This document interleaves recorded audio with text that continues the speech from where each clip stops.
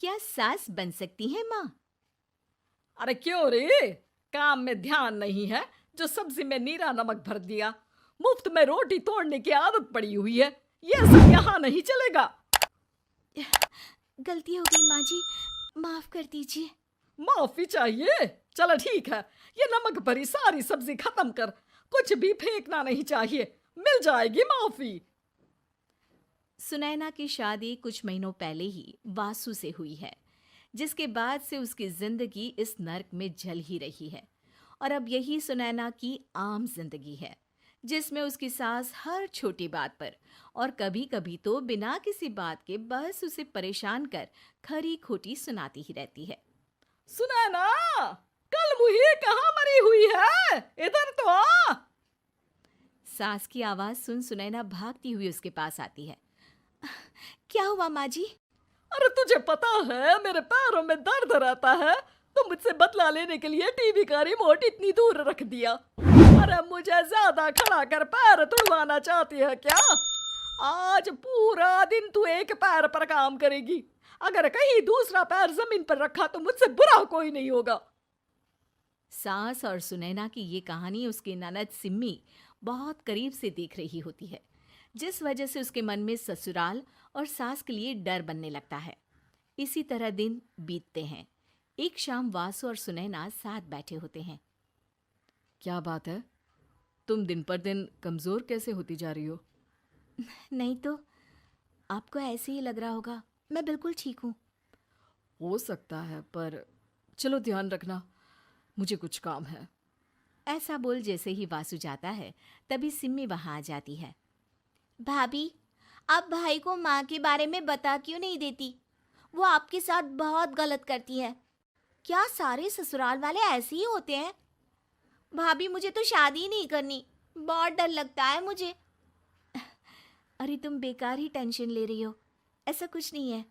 मुझे पता है तुम्हारा ससुराल बहुत अच्छा है, इसलिए खुशी खुशी ससुराल की तैयारी करो।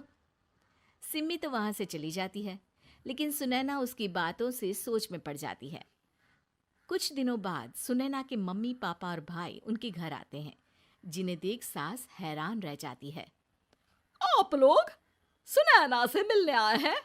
अरे बहू, देख तो तेरे मम्मी पापा आए हैं। जी नहीं, आज हम यहाँ लड़की नहीं लड़के वाले बनकर आए हैं। हाँ माँ, मैंने ही सिम्मी और शरद के रिश्ते की बात मम्मी पापा से की थी। शरद हमारी सिम्मी के लिए परफेक्ट है। बेटे की बात मानते हुए उसकी माँ रिश्ते के लिए मान जाती है, पर अब सिम्मी के मन में ससुराल का डर और ज्यादा बढ़ जाता है। जैसे यहाँ माँ भाभी पर जुल्म करती है, ये भी पक्का अपनी बेटी का बदला लेने के लिए ही मुझसे शादी कर रहे हैं। इसी सब के बीच देखते ही देखते सिम्मी शरद की शादी हो जाती है और सास के नाम से डरी सहमी सिम्मी ससुराल पहुंच जाती है। जहां पहुंचते ही वो डरते हुए बोलती है, मम्मी जी, मैं अभी पूरे घर का काम कर दूंगी और जॉब भी छोड़ दूंगी। जैसे आप कहोगी मैं सब कुछ वैसे ही करूंगी। अरे, इतना डर क्यों रही हो? और अभी घर आई हो, कोई काम करने की जरूरत नहीं।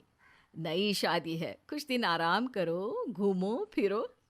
रही बात घर या जॉब की, तो वो तुम्हारी चॉइस है, कोई तुम्हें नहीं रोकेगा।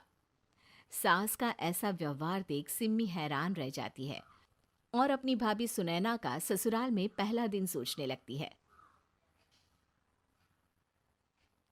चलो हो गया कार्यक्रम खत्म। जा वासु, आराम कर। बहू, तू अपने काम पर लग जा।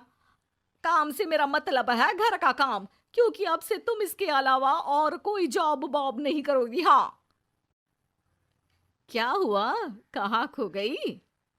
लगता है सपनों में ही घूमने लगी। बताती हूँ तुझे अभी। मेरी बेटी का मजाक बनाएगा? सपने में क्यों, असलियत में घुमा कर ला। जा।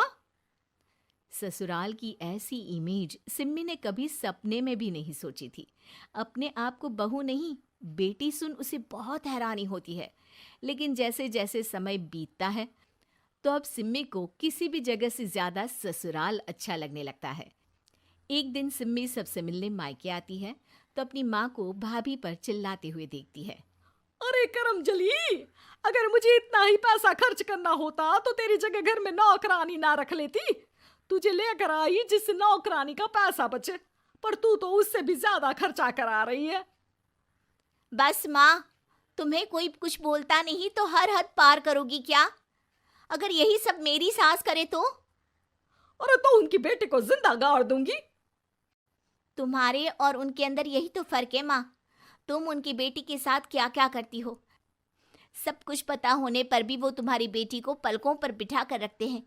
एक आप है, उनकी बेटी को अपनी बेटी जैसा तो क्या बहू तक नहीं समझती। माँ, आपको सुनकर मिर्ची जरूर लगेगी, लेकिन मेरी सास मेरी माँ से अच्छी माँ और सास दोनों हैं। इस पर सिम्मी अपनी माँ को अपने ससुराल और उसके प्यार के बारे में सब कुछ बताती है, जिसे सुन सुनैना की सास को अपनी हर गलती का एहसास होता है। अगर वो चाहते तो आराम से अपनी बेटी का बदला मेरी बेटी से ले सकते थे, पर उन्होंने ऐसा नहीं किया और तुझे हमसे भी ज्यादा प्यार दिया।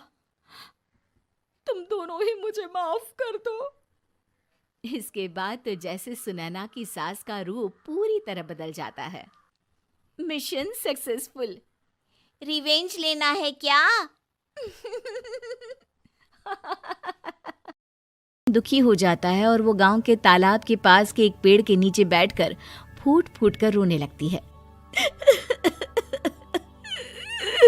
मैंने कभी किसी का बुरा नहीं किया, फिर भी भगवान मेरे साथ ऐसा क्यों कर रहा है? मैं तो रामलाल जी की फिक्र करती हूँ, फिर भी उन्होंने मुझे इतना मारा। तभी उसे एक आवाज सुनाई देती है। रोने की कोई जरूरत नहीं है बेटी, चिंता क्यों करती हो? ये आवाज कहाँ से आ रही है?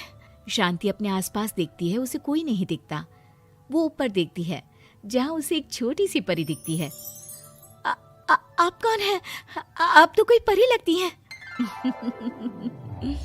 हाँ बेटी, मैं इसी पेड़ पर रहती हूँ। मैंने तुम्हारी सारी बात सुनी, अब तुम्हें फिक्र करने की कोई जरूरत नहीं। अपनी आंखें बंद करो। शांति आंखें बंद करती है और जादुई परी अपनी छड़ी घुमाती है। उसकी छड़ी घुमाते ही पेड़ के सारे पत्ते सुनहरे रंग के हो जाते हैं। परी उनमें से एक पत्ता तोड़ लेती है और फिर से अपनी छड़ी घुमाती है, जिसके कारण सारे पत्ते पहले की तरह साधारण से दिखने लगते हैं। आंखें खोलो बेटा। लो, इस पत्ते को ले जाकर अपने तकिए के नीचे रख देना। ये तो एक साधारण पत्ता है, इससे क्या होगा? ठीक है, अगर आप कहती हैं तो मैं इसे रख लेती हूँ। शांति उस पत्ते को लेकर अपने घर जाती है और अपने कमरे में तकिए के नीचे रखकर सो जाती है। सपने में उसे वही पेड़ वाली जादुई परी दिखाई देती है। बोलो शांति, क्या चाहिए तुम्हें? मैं चाहती हूँ हम बहुत अमीर हो जाए और मेरे पति नशा करना छोड़ दें, उन्हें कोई काम भी मिल जाए। कल जब तुम सुबह नींद से जागोगी, तुम्हारी इच्छा पूरी हो गई होगी। अगली सुबह शांति नींद से जागती है। अपने आसपास का नजारा देखकर चौंक जाती है। उसके बिस्तर पर चारों तरफ सोने चांदी रखे हुए थे। हे भगवान, कहीं मैं सपना तो नहीं देख रही? इतना सारा सोना, वो भी मुझ गरीब के पास। रामलाल जी को बताती हूँ, वो बहुत खुश होंगे। शांति जैसे ही कमरे के बाहर जाती है, वो देखती है कि रामलाल सूट बूट पहने काम के लिए बाहर जा रहा होता है। मुझे शहर में एक नौकरी मिल गई है शांति, मुझे आने में देर हो जाएगी, घर का ध्यान रखना। और इस तरह शांति बहुत अच्छा जीवन बिताने लगती है। उसके पास अब किसी भी चीज की कमी नहीं रह जाती। रातों रात शांति के पास आए इतने पैसों को देखकर उसकी जिठानी उससे पूछती है, अरे क्यों रे शांति, कहीं बड़ा हाथ मारा है क्या? अचानक तुम लोगों के पास इतना पैसा कैसे आ गया? नहीं नहीं भाभी, ये सब तो जादुई परी के दिए हुए पत्ते का कमाल है।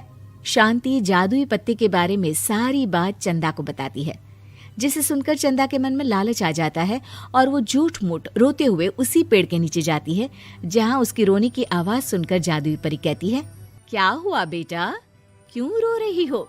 मैं बहुत गरीब हूँ, मेरे पति मुझे बहुत मारते हैं, अब मैं जीना नहीं चाहती। चिंता मत करो बेटा, अपनी आंखें बंद करो। जादुई परी चंदा को भी उसी पेड़ का एक पत्ता देती है और तकिए के नीचे रखने को कहती है। चंदा उस पत्ते को लाकर अपने तकिए के नीचे रख लेती है और अगली सुबह जब उठती है तो उसके कमरे में चारों तरफ सांप बिच्छू रहते हैं। बचाओ बचाओ, कोई मुझे बचाओ। ये कैसा पत्ता है जिसे लाने के बाद उस गरीब शांति के पास तो इतना सारा सोना आ गया, और मेरे चारों तरफ ये सांप बिच्छू। अरे कोई बचाओ। चंदा अपनी जान बचाती हुई शांति के पास जाती है। चलिए भाभी, मुझे लगता है आपके घर में सांप बिच्छू को बस जादुई परी ही हटा सकती है। दोनों मिलकर जादुई परी के पास जाते हैं। ये सब तुम्हारे बुरे इरादों का नतीजा है चंदा। तुम झूठ मूठ बस पैसे के लालच के कारण यहाँ आकर रो रही थी, इसीलिए तुम्हें जादुई पत्ते ने उसकी सजा दी। अरे मुझे माफ कर दीजिए जादुई परी, मेरे मन में लालच आ गया था। अरे शांति, तुम भी